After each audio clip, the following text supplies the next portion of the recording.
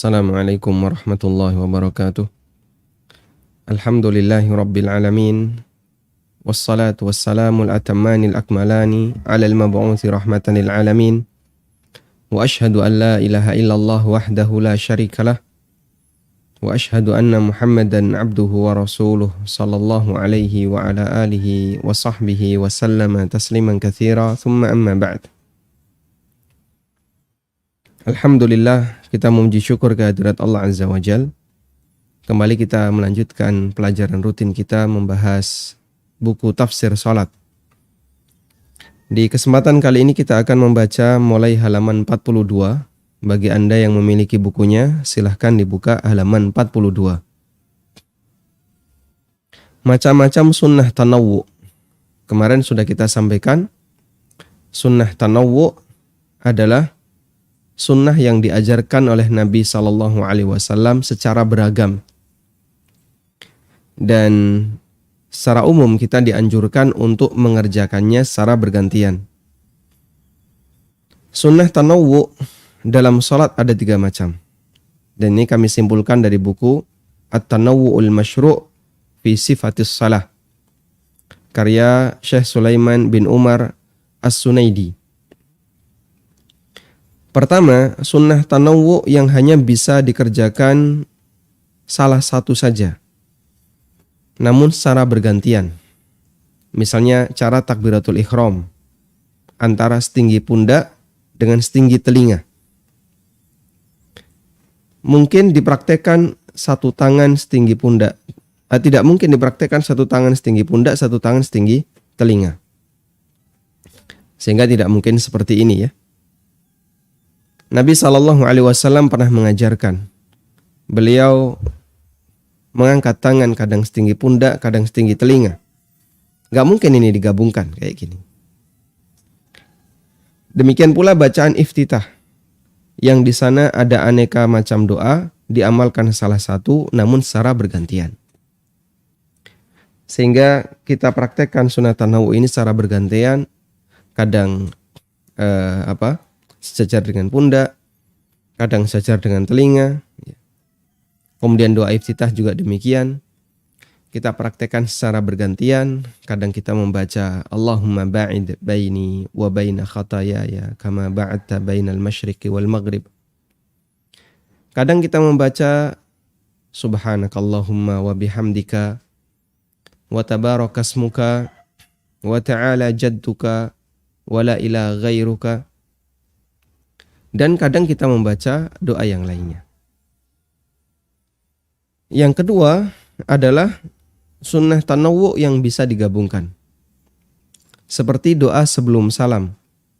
Nabi SAW mengajarkan beberapa doa sebelum salam. Dan itu semuanya bisa digabungkan dalam sekali salat. Misalnya, beliau membaca doa Allahumma hasibni hisabai yasira. Beliau juga membaca doa Allahumma a'inni ala dzikrika. Beliau mengajarkan doa Allahumma a'inni ala dzikrika wa syukrika wa husni ibadatik. Beliau juga mengajarkan doa Allahumma inni a'udzubika min adzabi jahannam wa min adzabil qabri wa min fitnatil mahya wal mamat. Beliau juga mengajarkan doa Allahumma inni a'udzubika minal ma'sami wal maghram. Nah, itu bisa digabungkan. Yang ketiga, sunnah tanawwu yang dikerjakan kadang-kadang. Seperti membaca surat di rakaat ketiga dan keempat, atau mengangkat tangan ketika hendak sujud. Umumnya Nabi SAW tidak melakukannya. Sehingga untuk rakaat ketiga dan keempat, Rasulullah SAW hanya membaca Fatihah dan beliau tidak membaca surat setelah Al-Fatihah. Namun terkadang Nabi SAW melakukannya. Sehingga yang sesuai sunnah adalah kita amalkan namun sifatnya hanya sesekali. Artinya bukan sesuatu yang rutin. Termasuk diantaranya mengangkat tangan ketika hendak sujud. Rasulullah SAW ketika hendak sujud, jadi selesai i'tidal, sami Allahu liman hamidah, Rabbana walakal hamdu, Allahu Akbar. Ketika hendak sujud, Nabi SAW mengangkat tangan terlebih dahulu. Sehingga sekali lagi, yang seperti ini bisa diamalkan namun sifatnya sesekali. Nah, contoh yang lain adalah duduk iqa' ketika duduk di antara dua sujud. Dan kemarin sempat kita sebutkan tentang duduk iqa' yang bentuk duduknya seperti ini ya. Coba kita tampilkan. Duduk iqa'. Jadi dua tumit diduduki. Bisa share screen. Nah, kita tunggu share screen.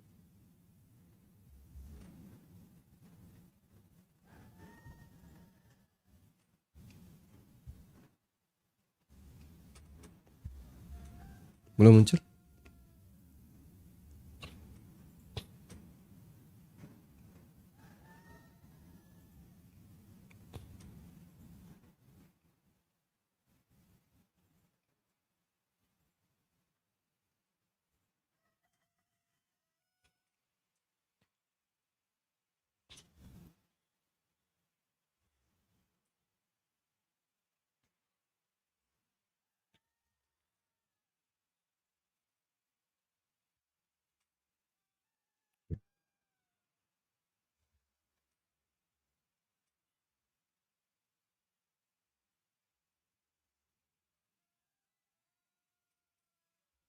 Sebentar.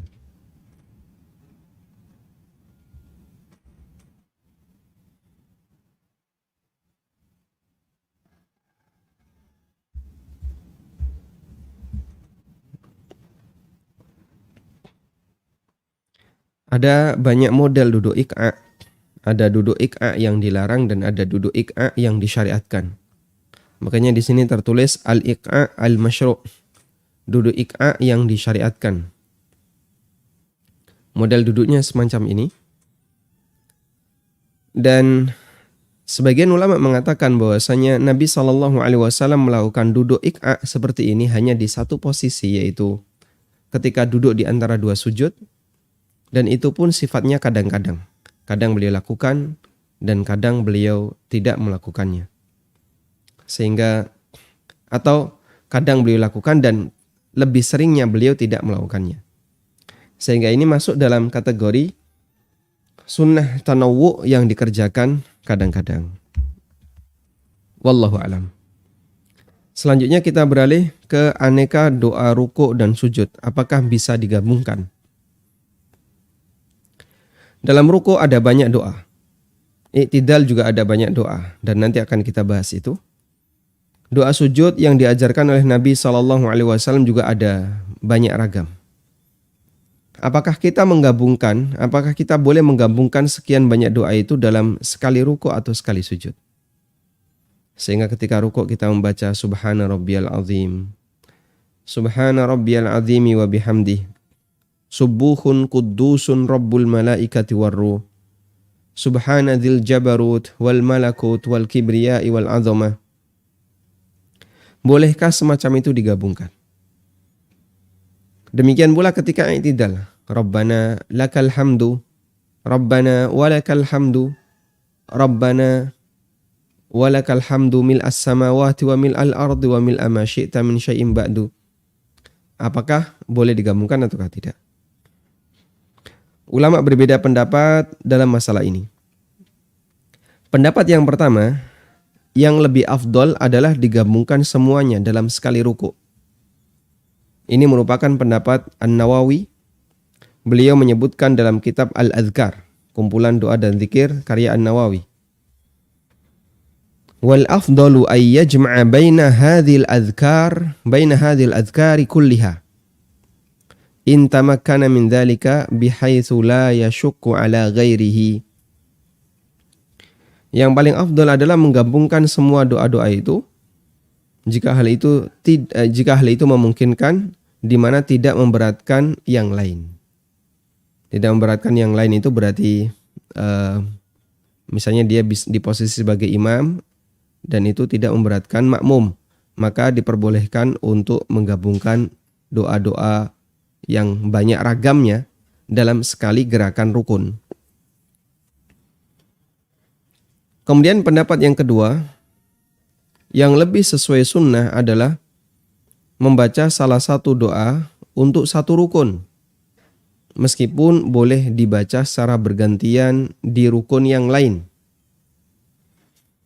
Sehingga ketika rukuk rakaat yang pertama, kita membaca Subhana Rabbiyal Azim. Rukuk rakaat yang kedua kita membaca Subuhun Qudusun Rabbul Malaikati Warruh. Rukuk rakaat yang ketiga kita membaca Subhanadzil Jabarut wal Malakut wal Kibriyai wal Azamah. Rukuk rakaat yang keempat kita membaca Subhanakallahumma Rabbana wa bihamdika Allahumma gfirli. Sehingga dibaca secara bergantian dan masing-masing dibaca hanya sekali. Rukun ini dibaca sekali, rukun ini dibaca sekali. Ini merupakan pendapat Siddiq Hasan Khan. Beliau menyatakan dalam kitab Nuzulul Abrar, ya'ti marratan bihadhihi wa bitilka ukhra wa la ara dalilan 'alal jam'i wa qad kana Rasulullah sallallahu alaihi wasallam la yajma'uha fi raqnin wahid bal yaqulu hadha marratan wa hadha marrah. Orang yang sholat boleh membaca doa pertama di rukuk pertama atau doa rukuk kedua di rukuk yang kedua. Dan saya tidak mengetahui adanya dalil yang menganjurkan untuk menggabungkan semua doa dalam satu rukuk. Dan Rasulullah sallallahu alaihi wasallam juga tidak menggabungkan, beliau tidak menggabungkan beberapa doa dalam satu rukuk. Namun beliau baca doa A di rukuk pertama, beliau baca doa B di rukuk kedua, dan begitu seterusnya. Baik. Dan Siddiq Hasan Khan ini adalah muridnya As-Sakhawi, sementara As-Sakhawi itu muridnya Al-Hafidh Ibnu Hajar. Sehingga kalau bisa kita sebut ya seperti cucu murid dari Al-Hafidh Ibnu Hajar. Selanjutnya Imam Al-Albani menyebutkan satu riwayat dari Ibnu Jurayj bahwa beliau pernah bertanya kepada Imam Atha bin Abi Rabah, apa yang Anda baca ketika rukuk? Jawab Imam Atha, idza lam a'jil wa lam yakun ma'i man yu'ajjiluni fa inni aqul subhanaka wa bihamdika la ilaha illa anta subhana rabbina in kana wa'du rabbina lamaf'ula thalatha marrat wa subhanallahil azim thalatha marrat thumma aqul subhanallahi wa bihamdi thalatha marrat. Kemudian saya membaca subhanal malikil quddus 3 kali. Subuhun qudusun rabbul malaikati warruh tasbiku rahmatu rabbi ghadabahu miraran berkali-kali. Thumma qala, kemudian beliau mengatakan, wa aqulu fis sujudi mithlama aqulu fir ruku'i sawa'un, dan saya membaca ketika sujud sebagaimana yang saya baca ketika rukuk, sawa, ya, sama saja. Tayyib. Riwayat ini menunjukkan bahwa tidak masalah menggabungkan banyak doa dalam satu rukun, seperti dalam satu rukuk dan ya atau dalam satu sujud. Tayyib. Sehingga terkait bolehkah menggabungkan riwayat dari Atha bin Abi Rabah yang itu merupakan tabi'in, dan tabi'in termasuk di antara generasi yang terbaik. Sebagaimana yang dipuji oleh Nabi SAW, khairun nasi qarni thumma alladhina yalunahum thumma alladhina yalunahum. Sebaik-baik generasi adalah generasiku, kemudian generasi setelahnya, generasi setelahnya. Dan Atha masuk dalam kategori generasi tabi'in. Sehingga riwayat Atha ini menunjukkan bahwa tidak masalah menggabungkan banyak doa dalam satu rukun, seperti dalam satu rukuk atau dalam satu sujud. Baik, kita bicara tidak masalah, bukan yang paling afdol. Sehingga ada dua hal ya, ada tidak masalah, ada ya yang lebih afdol. Kemudian Imam Al-Albani memberikan keterangan untuk bacaan rukuk dan sujud yang sangat lama. Fa'ara annahu la mani'a minal jam'i bainaha fi hadhil hal. Kalau rukuk dan sujudnya lama, maka menurutku tidak dilarang untuk digabungkan. Amma ini iqtasara ala naw'in wahid min hadhil anwa'il madhkurah, fala yumkinuhu dhalika illa ala tariqati tikraril mansus alaihi fi ba'di hadhil adhkar, wa hadha aqrabu ila sunnah. Namun jika hanya membaca satu jenis doa ketika rukuk dan sujudnya panjang, itu tidak mungkin dilakukan kecuali dengan diulang-ulang salah satu zikir yang sesuai sunnah, dan ini yang lebih mendekati sunnah. Sehingga kalau kita mau rukuk panjang, lalu kita membaca Subhana Rabbiyal Azim, Subhana Rabbiyal Azim, Subhana Rabbiyal Azim, maka kita ulang-ulang dan itu yang lebih sesuai sunnah. Artinya dari sisi nilai keafdolan, maka yang lebih afdol adalah membaca satu tapi diulang-ulang. Sebagaimana pendapat Siddiq Hasan Khan. Tapi kalau masalah bolehkah digabungkan, jawabannya boleh, sehingga orang bisa menggabungkan banyak doa dalam satu rukun. Terutama ketika mengerjakan dalam jumlah yang panjang. Subhana rabbiyal, dalam waktu yang panjang. Subhana rabbiyal azim. Subuhun qudusun rabbul malaikati warruh. Subhana dzil jabarut wal malakut wal kibriya wal azamah. Kemudian dia baca lagi subhanakallahumma rabbana wa bihamdika allahumma ighfirli. Dan dia ulang lagi. Sehingga kalau dia punya bacaan, misalnya dia punya hafalan 3 atau 4, dia baca semuanya kemudian diulang. Nah, walhamdulillah, dari sini kita bisa menggabungkan pendapat An-Nawawi dengan pendapat Siddiq Hasan Khan. Rahimahumullahul jami'. Wallahu ta'ala alam. Selanjutnya kita akan beralih ke bacaan sebelum sholat. Jadi kesimpulan kita belajar tentang sunnah tanawwu, saya ulang sedikit ya. Kesimpulan kita belajar tentang sunnah tanawwu adalah agar sholat kita itu lebih mikir, dalam arti gerakannya tidak otomatis. Sehingga kita sangat tekankan kepada Bapak Ibu, mohon agar dalam sholat kita tidak hanya hafal satu jenis doa. Saya kasih tugas ya, semoga Anda mau mengerjakannya. Dalam satu doa ruku, tolong hafalkan minimal 3. Sujud juga sama. I'tidal juga sama. Anda mohon hafalkan lebih dari 1 kalau bisa. Ya, kalau hari ini bisa nambah 1 berarti punya 2. Besok nambah 1 lagi berarti punya 3. Ada yang panjang, ada yang pendek. Dan jangan takut untuk menghafal yang panjang. Karena ada biasa orang, wah ini kepanjangan Pak, saya nggak usah lah menghafal. Dia takut duluan. Padahal sepanjang-panjangnya doa itu paling ya cuman 2 baris, 3 baris. Jadi jangan takut menghafal doa-doa itu. Silakan Anda hafalkan, insya Allah akan memberikan kebaikan ya. Karena nanti kita ketika sholat bisa tadi secara bergantian. Tayyib. Bismillah. Alhamdulillah.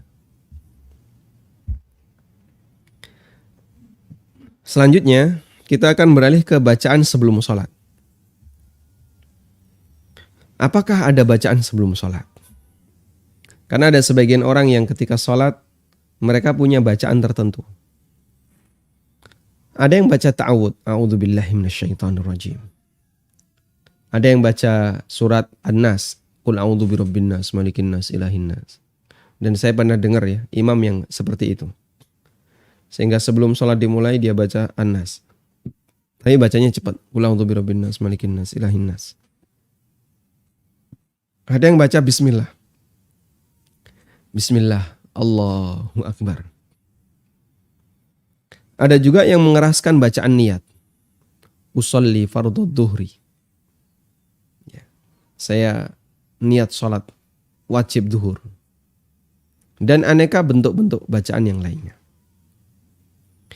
Sekarang kita akan baca sebuah hadis yang ini barangkali bisa kita jadikan sebagai hakim dalam masalah ini.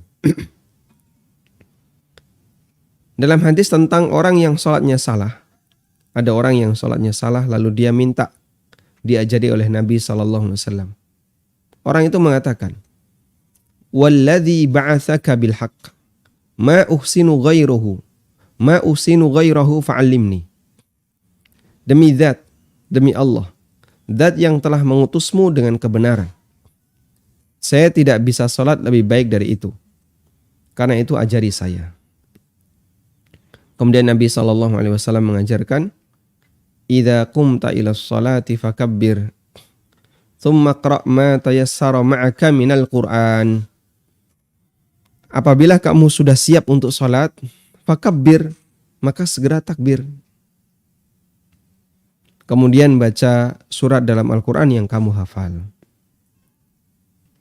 Hadisnya muttafaqun alaih, riwayat Bukhari Muslim.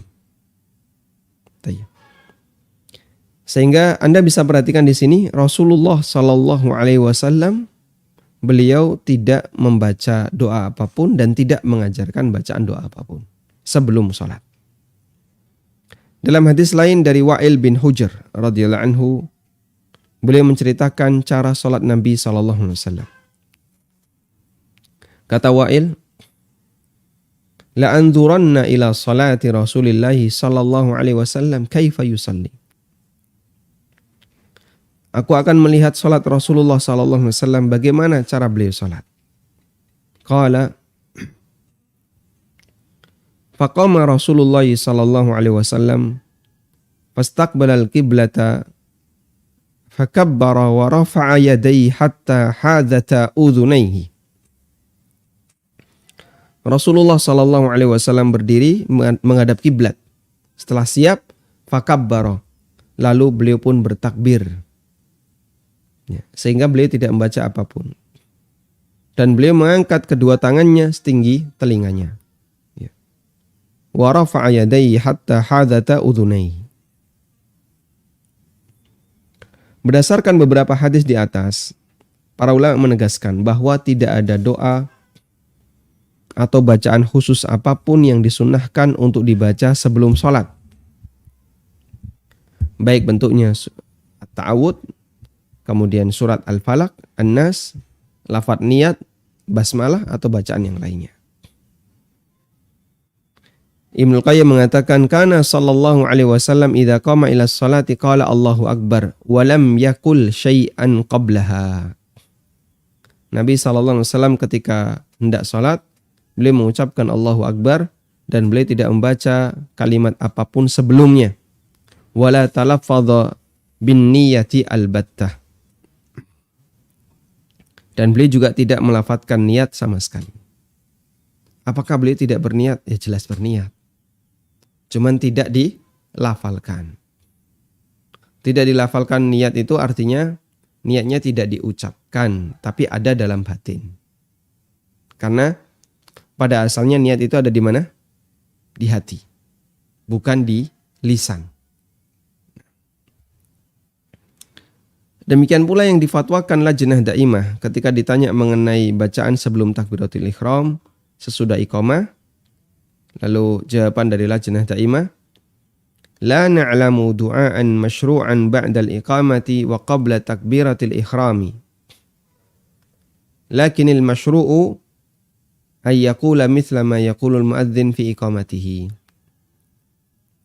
Kami tidak mengetahui adanya doa khusus yang disyariatkan untuk dibaca setelah iqamah sebelum takbiratul ihram. Yang disyariatkan adalah menjawab iqamah yang dikumandangkan oleh muadzin. Tayyib. Sehingga tidak ada bacaan apapun sebelum memulai salat.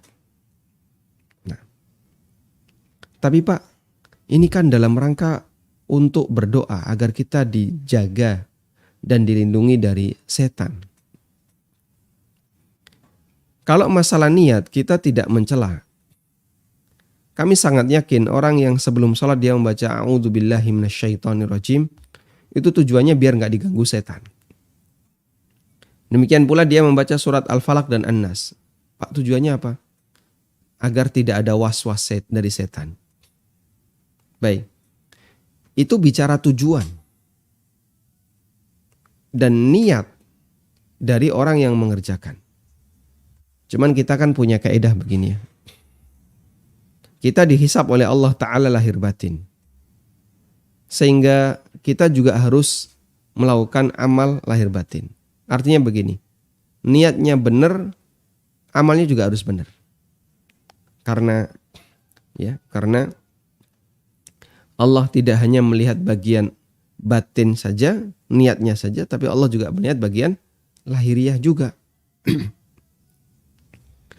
Sehingga lahiriah yang tidak sesuai dengan sunnah Nabi SAW, ya mohon maaf, kita tidak boleh mempertahankannya dengan alasan niatnya baik. Karena kita punya kaidah, amal yang salah tidak bisa dinilai benar karena niatnya yang benar. Amalnya salah, niatnya benar, ya amalnya tetap disalahkan. Amalnya tetap disalahkan. Sebagaimana pula ada amal yang benar tapi niatnya salah, amalnya juga disalahkan. Dia sholat, tujuanmu apa? Biar menang ketika pilihan caleg misalnya. Sehingga dia tahajud, dia puasa. Amalnya benar, tapi tujuannya biar dia menang untuk pemilihan legislatif misalnya. Tayyib. Sehingga banyak orang ada yang sholat tapi tujuannya untuk A, tujuannya untuk B. Yang itu semuanya adalah murni untuk dunia. Niatnya bermasalah, amalnya yang benar.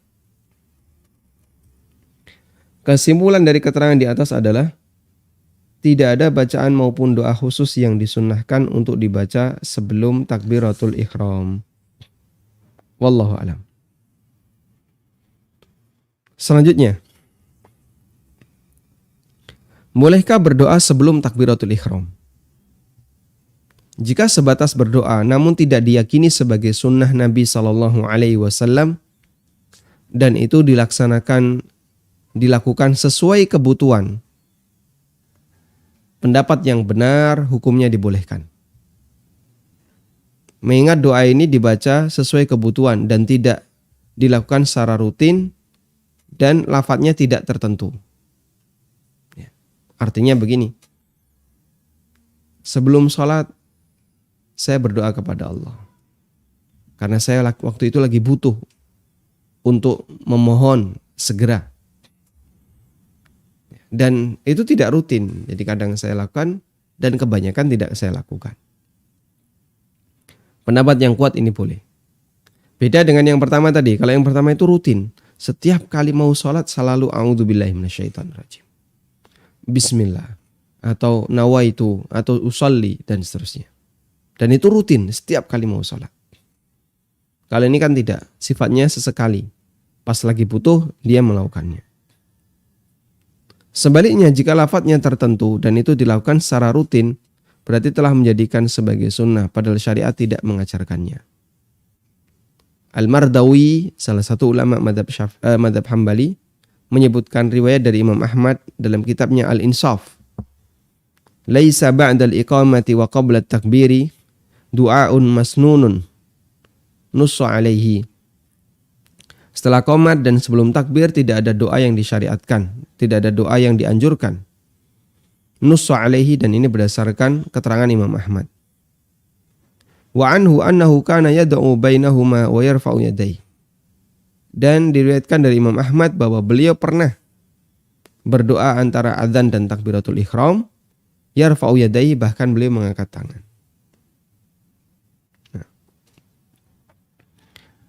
Di antara riwayat yang mendukung pendapat ini adalah hadis dari Sa'ad bin Abi Waqqas radhiyallahu anhu. Beliau bercerita, Ada orang yang datang untuk sholat, ketika itu Nabi SAW yang menjadi imam.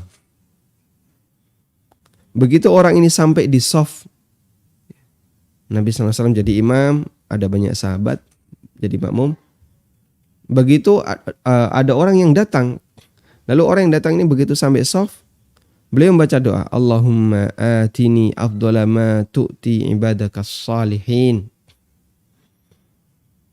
Ya Allah, berikanlah kepadaku sesuatu yang baik, sesuatu yang terbaik yang Kau berikan kepada hamba-hambamu yang saleh. Seusai salat, Nabi SAW berkomentar, Idzan yuqaru jawaduka wa tastashhidu fi sabilillah.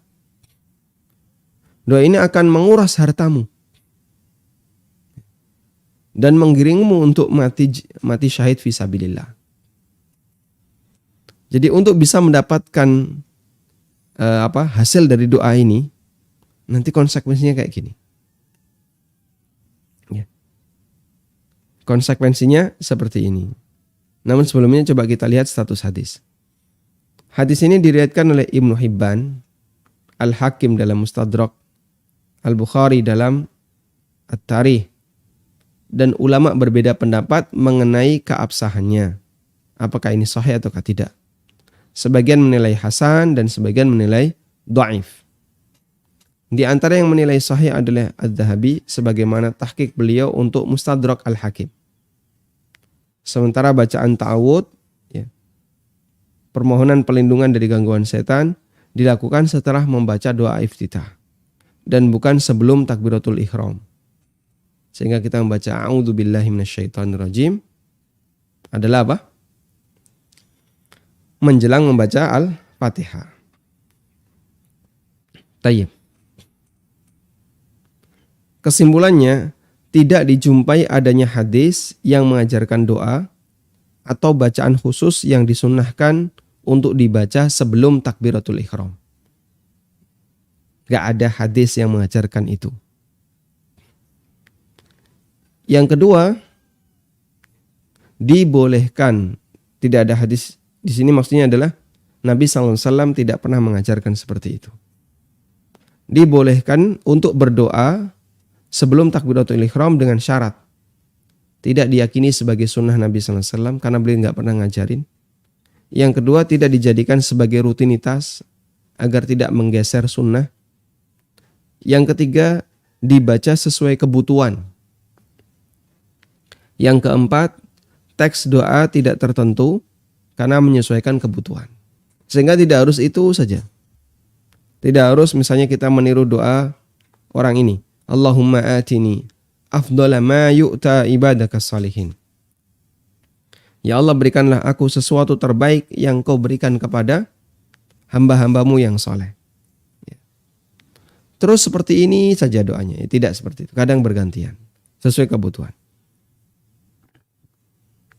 Sementara untuk bacaan ta'awud yang isinya permohonan pelindungan dari godaan setan, dibaca setelah doa iftitah dan bukan sebelum takbiratul ihram. Wallahu alam. Insyaallah cukup mudah untuk dipahami dalam masalah ini ya. Baik. Jadi intinya berdoa sebelum takbiratul ihram jika sifatnya adalah doa kebutuhan, maka sebagian ulama membolehkan karena berdasarkan hadis dari Ibnu Hibban yang diriwayatkan oleh Ibnu Hibban, meskipun ulama ada yang menilainya dhaif dan ada yang menilainya hasan. Wallahu alam. Walhamdulillahi rabbil alamin. Baik. Selesai sampai di sini muqaddimah sebelum salat ya. Dan selanjutnya nanti kita akan masuk takbiratul ihram. Sehingga saya dahulukan tentang beberapa catatan sebelum kegiatan sholat. Berikutnya nanti baru kita akan baca tentang takbiratul ihram dan seterusnya sampai salam. Wallahu alam, semoga bermanfaat. Wassallallahu ala nabiyyina Muhammadin wa ala alihi wa sahbihi wasallam.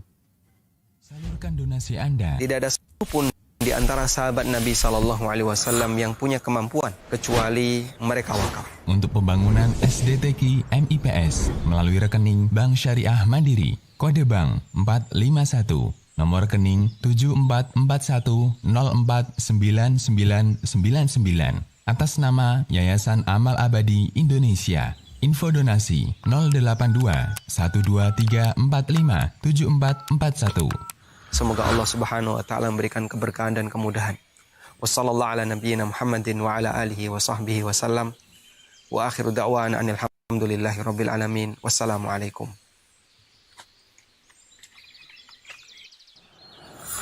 Selanjutnya kami persilahkan bagi Anda yang mau bergabung.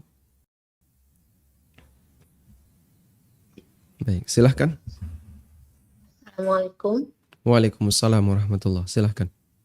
Ya, saya ingin bertanya. Saya baru melahirkan sesar, kemudian 2 minggu darah nifas berhenti. Tapi sebelumnya saya nggak menyangka kalau darah nifasnya secepat ini. Karena pengalaman 2 anak sebelumnya darah nifas itu 10 minggu. Setelah darah nifas di 2 minggu itu, saya tidak langsung mandi. Saya tidak langsung mandi besar. Tapi tunggu sehari dulu, kok nggak keluar-keluar lagi. Akhirnya setelah sehari berhenti, baru saya mandi. Nah, haruskah saya mengkodok sholat sehari saya itu? Ya. Berarti ada waktu sehari di mana Anda tidak keluar darah tapi nggak sholat ya? Iya, karena saya menyangkakan keluar lagi. Siap. Iya, syukran. Syukran. Nah. Assalamualaikum. Waalaikumsalam warahmatullahi. Nah, tentang batasan waktu nifas memang ulama khilaf. Namun pendapat yang lebih kuat adalah 40 hari. Sebagaimana disebutkan dalam sebagian hadis, kanan nufasa'u fi zamanin Nabi sallallahu alaihi wasallam tajlisu arba'ina yauman. Para wanita nufasa, wanita yang nifas di zaman Nabi sallallahu alaihi wasallam, mereka duduk, dalam arti tidak melakukan salat selama 40 hari. Namun para ulama mengatakan illa antara tuhra, kecuali kalau wanita itu melihat darah itu terhenti, suci. Sehingga para ulama mengatakan begini, rentang nifas maksimal 40 hari. 40 hari ini rentang maksimal. Andaikan dalam rentang maksimal itu ada waktu suci, sehingga terjadi darah selama 2 pekan suci, terus putus, nah, kemudian muncul lagi, di akhir muncul, terus seperti ini misalnya.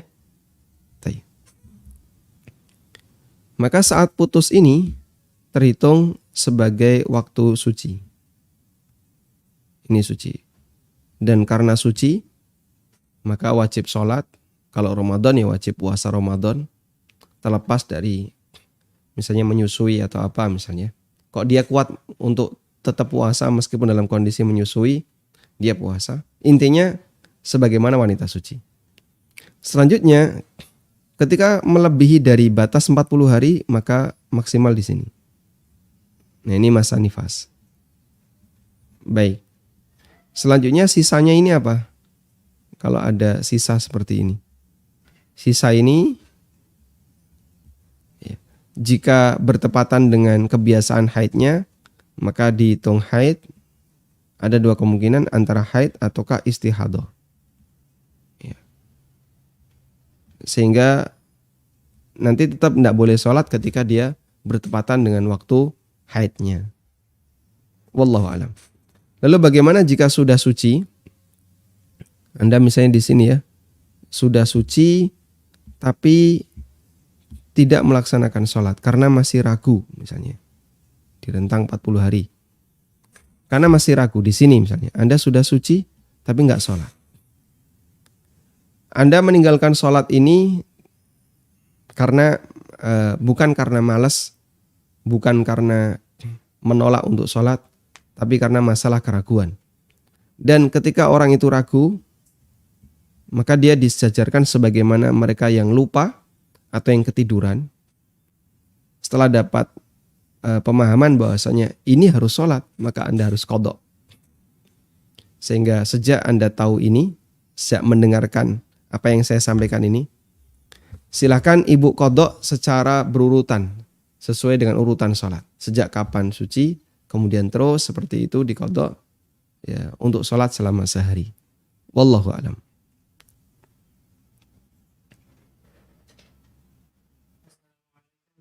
Waalaikumsalam warahmatullahi. Sudah anak urutkan sendiri, baik ketika sujud maupun tidak, sehingga lancar saja berdoanya. Kadang rasanya hanya seperti membaca saja. Bagaimana keafdolan doa ana di mata Allah, Ustadz? Jazakallah khairan. Wa jazakumullah khairan. Doa Anda barangkali sudah sesuai sunnah, karena Anda sudah misalnya kumpulkan dari referensi-referensi yang mengajarkan tentang doa dalam sholat, seperti Hisnul Muslim, atau misalnya Anda mengambil dari sifat sholat Nabi SAW. Jadi kalau dari sisi redaksi, insya Allah tidak ada masalah. Cuman ketika Anda jadikan itu sebagai rutinitas yang tidak pernah mengalami perubahan, sehingga doanya cuma itu aja, maka nanti salah satu efeknya adalah Anda kehilangan sensitivitas. Nah, kalau sudah kehilangan seperti itu, kadang ketika kita sholat, gerakannya tercenderung otomatis. Begitu ruku selalu ini, begitu sujud selalu itu. Nah, kalau gerakan yang cenderung otomatis itu, berarti kita perlu melakukan perubahan. Sehingga Anda ganti dengan doa yang baru, ganti dengan doa ini. Dengan tujuan agar gerakannya tidak otomatis. Wallahu a'lam. Sehingga kalau dari sisi doa insya Allah tidak masalah. Nah, begitu rukuk selalu silahkan. Begitu sujud selalu. Assalamualaikum. Waalaikumsalam warahmatullahi. Mohon maaf, untuk volumenya bisa di mute. Sehingga Anda ganti dengan doa yang baru, ganti dengan doa ini. Sebelumnya mohon maaf, volume televisinya bisa di mute. Udah. Nah, silahkan. Saya bisa langsung tanya. Silahkan, Anda sudah terhubung. Assalamualaikum Ustaz. Waalaikumsalam warahmatullahi. Saya bisa sholat dengan berdiri, dengan ruku, dengan sujud. Tetapi ada masalah ketika mau turun ruku, itu kakinya sakit. Begitu juga ketika mau bangun, mau rakaat kedua, itu terasa sakit juga kakinya. Yang saya tanyakan di sini, bagaimana saya harus sholatnya? Apakah saya sholat dengan duduk? Saya berdiri lalu sujudnya duduk, atau saya sholatnya duduk agar bisa ruku dan sujud? Baik. Demikian. Barakallahu Terima fiikum. kasih. Sakitnya, mohon maaf Ibu, apakah kalau dipakai sampai berbahaya? Sakitnya di lutut, Ustaz. Maksud saya ketika Ibu paksakan itu berbahaya tidak? Ya sakit aja, Ustaz. Sakit ya? Iya. Baik. Ya, Ustaz, terima kasih. Barakallahu fiikum. Barakallah. Allah Subhanahu wa taala memberikan kita kaidah dalam beramal. Fattaqullaha mastata'tum. Bertakwalah kepada Allah semampu kalian. Nabi SAW juga perintahkan dalam sebuah hadis, "Wa ma amartukum bi syai'in fa'tu minhu mastata'tum." Perintah apapun yang aku berikan kepada kalian, fa'tu minhu mastata'tum, maka lakukanlah perintah itu semampu kalian. Sehingga kita dalam masalah beramal disyariatkan untuk melakukannya semampunya. Nah, bagaimana kalau dalam sholat bisa sebagian dan tidak bisa sebagian? Sehingga saya bisa ini, tapi tidak bisa yang ini. Maka kita kerjakan yang bisa, dan yang nggak bisa tidak kita kerjakan. Sehingga misalnya saya bisa berdiri, tapi kalau turun sujud saya tidak bisa. Saya bisa rukuk, tapi kalau misalnya mau bangkit dari rukuk saya tidak bisa, keberatan. Maka gunakan kaidah tadi, fattaqullaha mastata'tum. Sehingga ibu berdiri, ya, ibu berdiri, dan nanti ketika mau turun, kalau rukuk misalnya turun sudah kesakitan, maka ibu bisa duduk, bisa menggunakan kursi, ya, kursi lipat atau kursi plastik, sehingga sholat berdiri, Allahu Akbar berdiri. Lalu ketika mau turun rukuk, duduk, lalu rukuk sambil isyarat Allahu Akbar. Ya. Kemudian i'tidal, jika bisa berdiri silahkan berdiri. Kalau tidak bisa ya i'tidal sambil duduk. Intinya fattaqullaha mastata'tum, bertakwalah kepada Allah semampunya. Wallahu alam. Bismillah. Bolehkah membaca doa i'tidal diulang-ulang selama imam membaca kunut, di mana kita memilih pendapat yang tidak mengikuti imam kunut? Apa yang baiknya harus dilakukan ketika posisi kita tidak kunut seperti itu? Ketika imam kunut, apakah makmum juga ikut kunut? Tadi Anda sudah menyampaikan ada khilaf, ya. Dan Anda lebih memilih pendapat yang mengatakan makmum tidak perlu ikut kunut. Nah, kalau makmum tidak perlu ikut kunut, terus ngapain dia? Yang bisa dilakukan adalah membaca doa i'tidal dengan cara diulang. Rabbana walakal hamdu, Rabbana walakal hamdu, Rabbana walakal hamdu. Atau Anda pilih yang panjang. Rabbana walakal hamdu, hamdan katsiran thayyiban mubarakan fi. Atau Rabbana walakal hamdu mil'as samawati wa mil'al ardi wa mil'a ma syi'ta min syai'in ba'du.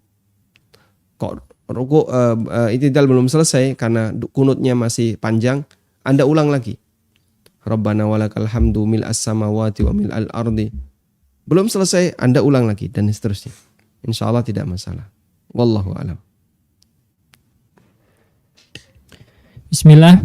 Di musola kami dalam sholat pada masa pandemi ini ada sebagian jamaah merapatkan shaf dan sebagian lagi mengikuti anjuran pemerintah dengan shaf berjarak di belakang imam sholat. Bagaimana sholat bagi makmum yang tidak mengikuti shaf di belakang imam yang berjarak? Jazakallah khairan. Sholat bagi makmum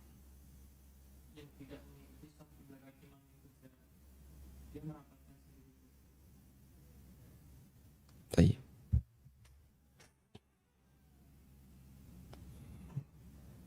Wallahu a'lam. Saya tidak tahu, ya. Tapi insya Allah sholatnya sah selama dia tidak sholat sendirian di belakang shaf, sehingga artinya kawan kanan kirinya ada. Namun apakah dia meninggalkan satu yang wajib ataukah tidak? Wallahu a'lam. Saya tidak tahu. Assalamualaikum warahmatullahi wabarakatuh. Waalaikumsalam warahmatullahi wabarakatuh. Selama pandemi, kapasitas masjid berkurang. Akibatnya banyak jamaah yang tidak tertampung. Bolehkah sholat isya dan sholat tarawih dilakukan 2 gelombang? Jadi ada 2 kali sholat berjamaah.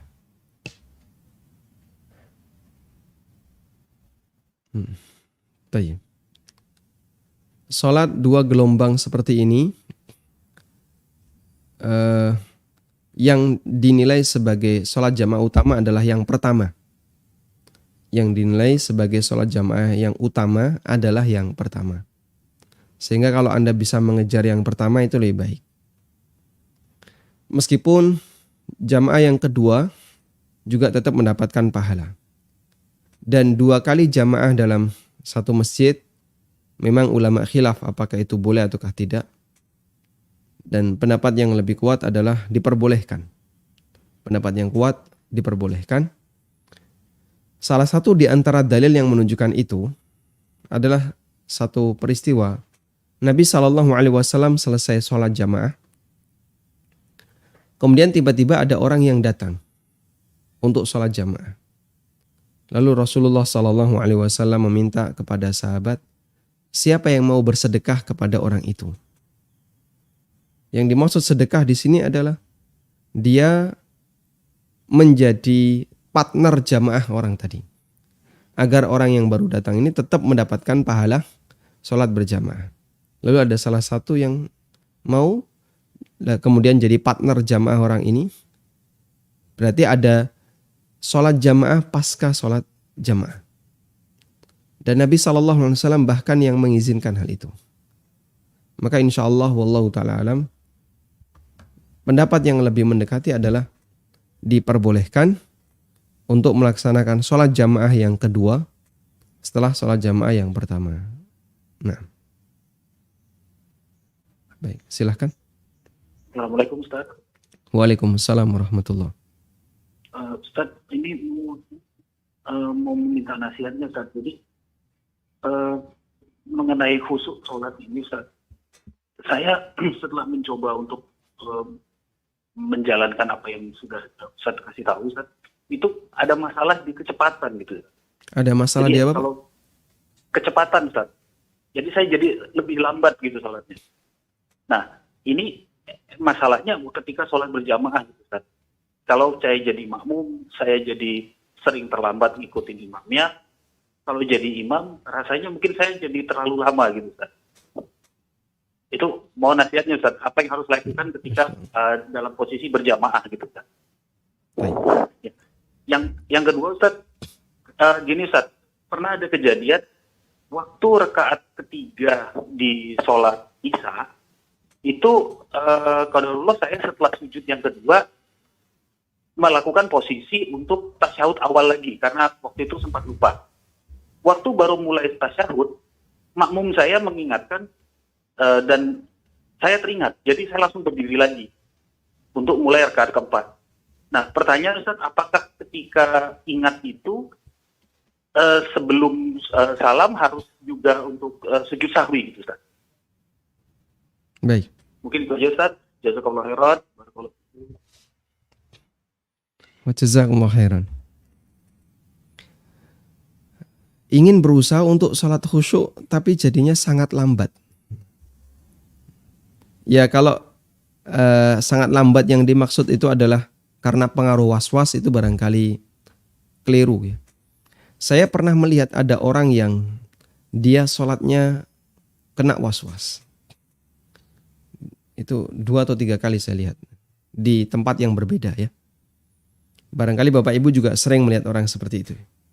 Allah gagal. Allah gagal. Berkali-kali dia. Lalu saat membaca Fatihah juga sama ternyata. Bismillah. Jadi untuk mengucapkan Bismillah itu saya perhatikan karena saya sudah selesai sholat, saya perhatikan mulutnya.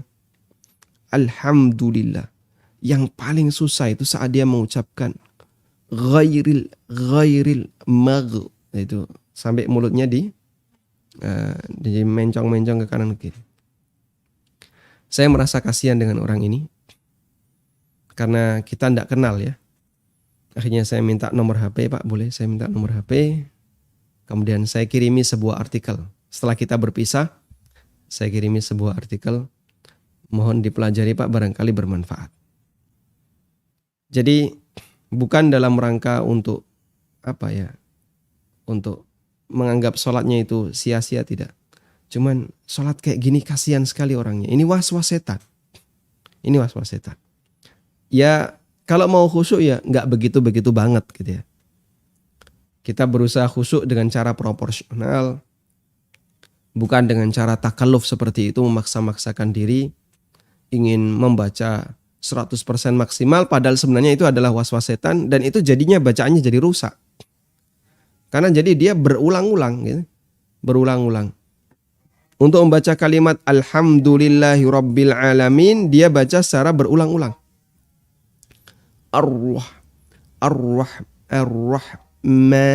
Ar-Rahmanir Rahim.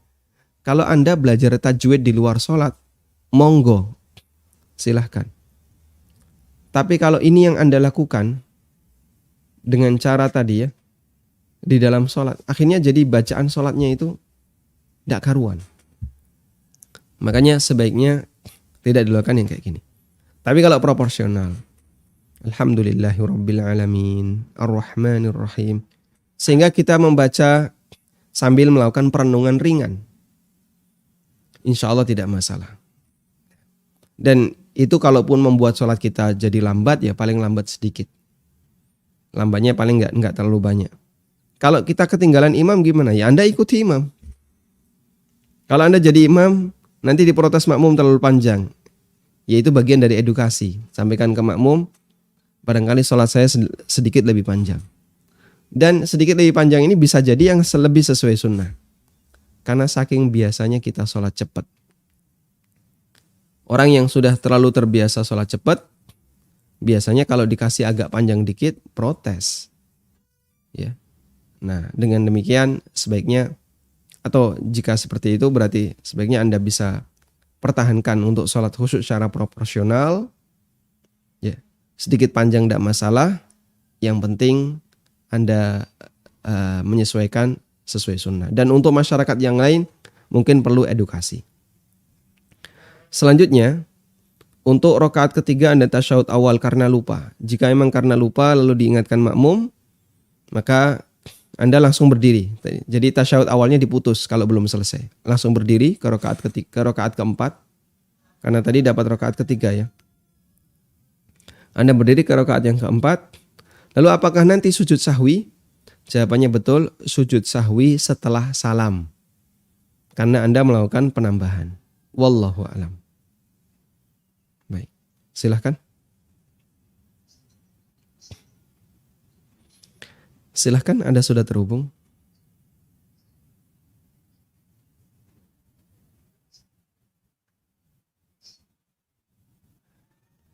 Assalamualaikum. Halo, silahkan. Putus ya. Baik. Assalamualaikum Ustadz. Waalaikumsalam warahmatullahi. Mohon penjelasan apakah bacaan ta'awudz dibaca hanya setelah doa iftitah atau setiap sebelum membaca Al-Fatihah? Nanti insya Allah kita bahas itu. Ada khilaf di antara ulama. Dan insya Allah kita bahas itu. Nah. Baik, silahkan. Oh, bisa masuk ini, Ustaz. Sudah masuk Ibu, silahkan. Tapi ini lagi ngomong Ustaz Aminah. Karena ada delay. Mohon untuk ya. televisinya dikecilkan volumenya. Ya. Ini di luar tema boleh ya, Pak ya? Silahkan. Ini dari mana ini? Assalamualaikum. Dari Waalaikumsalam. Aceh ini Pak. Waalaikumsalam warahmatullahi. Silakan Bapak. Ustaz begini, misalnya ada yang membeli rumah saya, dia mau meminjam uang di bank memakai sertifikat kami. Tapi kalau saya nggak mau terkena dalam masalah riba itu bagaimana caranya Ustaz? Cara solusinya? Saya nggak mau ikut gitu maksudnya dengan dia minjam-minjam ke bank itu nggak mau ikut saya. Bagaimana caranya? Saya nggak tahu Ustaz. Masya Allah. Nah, Baik, cukup Ibu. ini apa dibolehkan apa tidak Ustaz? Barakallahu fikum. Baik, cukup. Waalaikumsalam warahmatullahi. Saya dengar dari mana nih Ustaz? Dari TV apa? Dari TV ya, dari TV. Dari TV ya. Assalamualaikum Ustaz. Waalaikumsalam Ustaz. Barakallahu fikum. Waalaikumsalam warahmatullahi wabarakatuh. Baik. Pertanyaan ini memang beberapa kali berulang ya, tentang orang jual rumah dan pembelinya ingin KPR. Lalu solusi apa yang bisa dilakukan?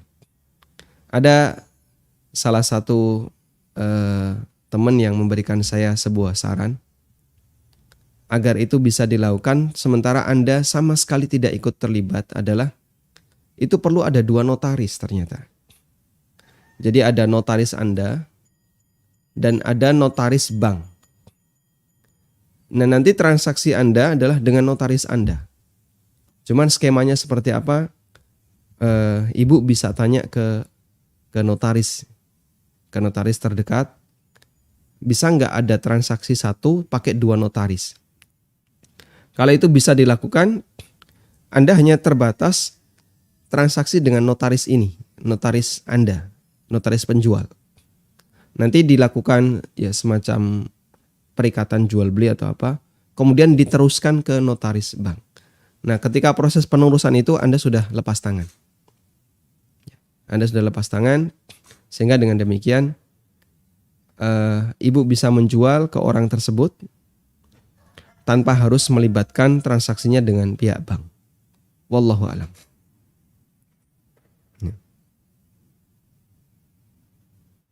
Baik, silahkan.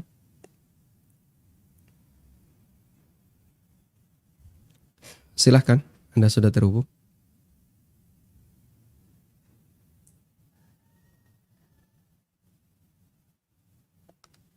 Masuk. Nah, silahkan.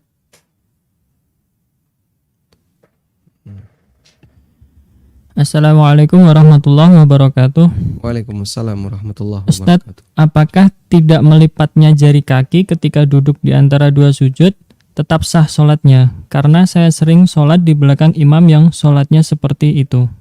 Tidak melipat jari kaki ketika sujud. Duduk di antara dua sujud. Ada banyak orang yang seperti itu ya. Dan terutama karena faktor usia. Orang Indonesia itu kan banyak yang kadang jari-jari kaki itu kaku. Sehingga kalau dilipat sakit. Dan itu ketika dipaksa ya memang sangat menyakitkan, apalagi di posisi duduk tasyahud. Apakah sholatnya batal? Jawabannya tidak batal.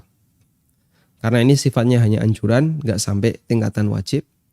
Kalau dia bisa melakukannya, maka sholatnya sempurna. Karena bagian yang sunnah juga dia kerjakan. Tapi kalau dia gak bisa melakukannya, ya semoga jadi uzur jika memang dia gak sanggup untuk melakukannya. Dan kalaupun sanggup tapi dia tidak melakukannya, ya insya Allah sholatnya tetap sah karena ini sifatnya hanya anjuran dan tidak sampai derajat wajib. Wallahu a'lam.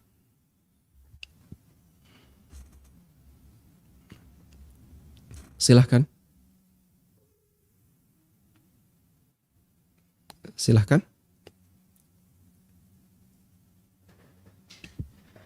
Assalamualaikum warahmatullahi wabarakatuh. Waalaikumsalam warahmatullahi wabarakatuh. Bagaimana sikap kita terhadap imam yang terlalu cepat gerakannya maupun bacaannya, yaitu tidak tumakninah di dalam sholat berjamaah? Apa yang seharusnya dilakukan oleh makmum? Apakah membatalkan sholat tersebut atau tetap mengikuti imam di sholat tersebut? Jazakallah khairan. Wa jazakumullah khairan. Jika imam tidak tumakninah, maka sholatnya batal. Dan orang yang sholatnya batal, maka dia batal jadi imam. Ada kaidah mengatakan, man sahhat sholatuhu sahhat imamatuhu. Orang yang sah sholatnya, maka dia sah jadi imam.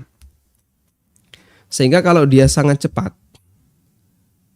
sampai tidak tumakninah, maka sholatnya batal dan batal pula statusnya jadi imam. Sehingga tidak boleh diikuti. Karena itu, wallahu ta'ala alam, kalau Anda yakin bahwasanya imam Anda sholatnya terlalu cepat dan itu sampai pada tingkatan tidak tumakninah, maka Anda harus mufarokoh. Anda salam atau Anda tinggalkan, bukan salam ya, Anda batalkan sholat Anda, kemudian silahkan sholat sendiri. Kalau di masjid itu sekiranya bisa menimbulkan fitnah, maka Anda bisa pulang ya, untuk sholat di rumah. Kalau ada masjid yang lain yang lebih bagus, untuk jamaah berikutnya Anda pilih masjid yang lain yang sholatnya lebih bagus. Wallahu a'lam. Nah, silahkan. Halo. Silahkan. Assalamualaikum Ustaz. Waalaikumsalam warahmatullahi. Barakallahu fiikum Ustaz. Wa fiikum barakallah. Ustaz mau bertanya tentang waris Ustaz. Jadi ada rumah beserta isinya. Nah, yang ingin kami tanyakan, untuk isinya itu pembagiannya seperti apa ya Ustadz? Yang sesuai syariat. Isinya contohnya apa Pak? Perabotan, kursi, kemudian barang pecah belah. Intinya semua isi dalam rumah tersebut Ustadz. Karena itu masuk harta warisan yang ingin kami bagikan. Nah, Baik. ini kami ingin membagi sesuai syariat seperti apa, Ustaz? Barakallahu fikum. Itu Cukup, Bapak? saja, Ustaz. Nah. Cukup. Jazakumullah khairan, Ustaz. Wa jazakumullah khairan. Assalamualaikum warahmatullahi wabarakatuh. Waalaikumsalam warahmatullahi wabarakatuh. Objek warisan itu ada dua kalau kita perhatikan ya. Ada yang liquid dan ada yang non liquid. Ya, sebagaimana umumnya harta. Kalau ini contohnya uang, baik yang tunai maupun yang ada di tabungan, kemudian emas, perak, ya, dan semua turunannya. Nah, yang liquid seperti ini bisa langsung dibagikan karena dia mudah untuk dipecah. Yang non liquid ada yang besar, ada yang kecil. Kalau yang besar, maka dia nanti jadi objek musya. Jadi objek musya. Objek musya itu objek yang dimiliki bersama. Misalnya warisannya berupa tanah, kemudian di situ ada rumahnya, ya. Di dalam tanah ini ada rumahnya, ada kandang sapi, ada kandang kambing misalnya. Karena ini nilainya besar, nggak mungkin bisa dipecah dalam waktu cepat, maka dia ketika sudah dibagikan jadilah objek musya. Kamu di sini punya 1/5, kamu di sini punya 1/7, kamu punya 1/sekian, kamu punya 1/sekian. Sehingga misalnya ada 5 ahli waris yang memiliki objek ini secara bersama. Tapi porsinya beda ya. Yang laki-laki punya sekian, yang perempuan punya sekian. Nah, objek semacam ini disebut dengan objek musya. Nah, untuk yang kecil-kecil seperti perabotan, lemari, kursi, kemudian isi lemari, ada baju-baju, ada apalagi misalnya piring, gelas, dan seterusnya. Itu bagaimana cara membaginya? Kembali kepada kerelaan saja, ya. Sehingga itu dikumpulkan, yang kecil-kecil itu dikumpulkan, lalu ya dikembalikan kepada kerelaan ahli waris. Baik. Mohon untuk tidak dijadikan sebagai objek sengketa. Misalnya, kalau Anda mau detail, sah-sah saja misalnya. Baik, ini di total berapa nilainya? Akhirnya dibuat daftar harga. Ini harganya sekian, ini harganya sekian, ini harganya sekian. Tapi jadinya rumit. Jadinya agak rumit. Setelah dibuat daftar harga, ada daftar harga, lalu di rata-rata, oh berarti ini totalnya sekian. Nah sekarang kalau mau dibagi rumit ya, kamu dapat sekian persen, ini sekian persen, sekian persen. Sekian persen itu dapat ini, sekian persen dapat ini. Bisa seperti itu. Cuman jadinya agak rumit. Nah kami sarankan, selama semua ahli waris ridho, baik begini saja, kita bagi yang gampang. Yang merasa belum punya barang di rumahnya. Oh saya nggak punya kursi, meja kursi saya belum punya. Ya sudah silakan dibawa. Yang lain ridho nggak? Loh itu kan ada hak saya. Ya wes, kamu bayari ini berapa? Kamu bayari ini berapa?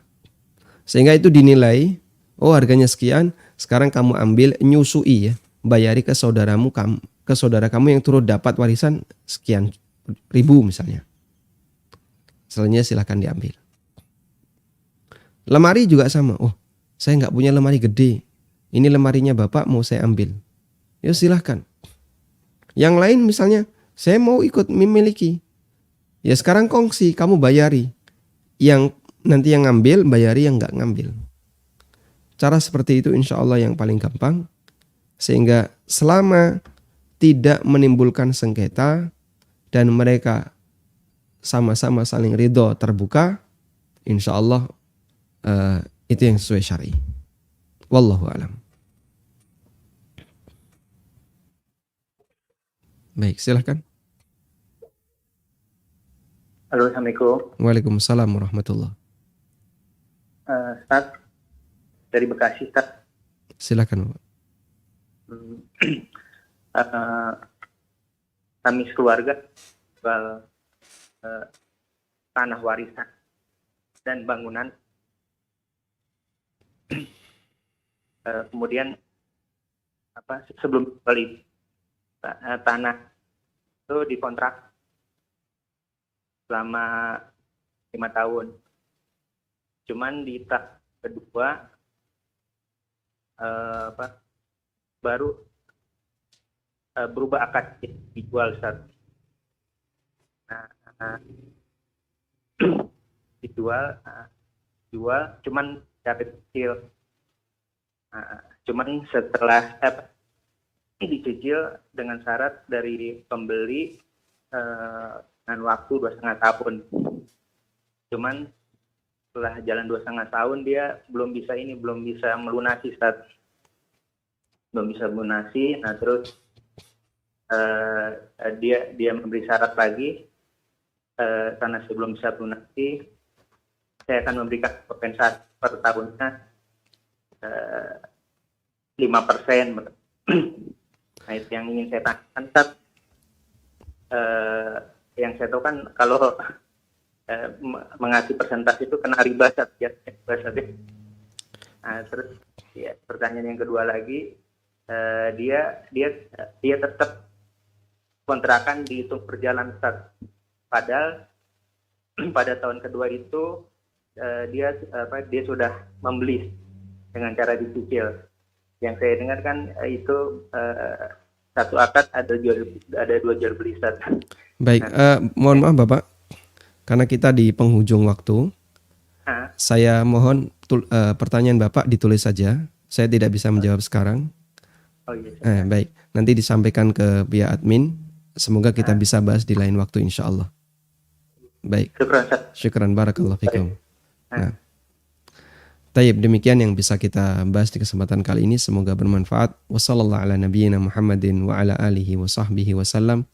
Wa akhiru da'wana alhamdulillahi rabbil alamin. Subhanakallahumma wa bihamdika asyhadu an la ilaha illa anta astaghfiruka wa atubu ilaik. Wassalamualaikum warahmatullahi wabarakatuh.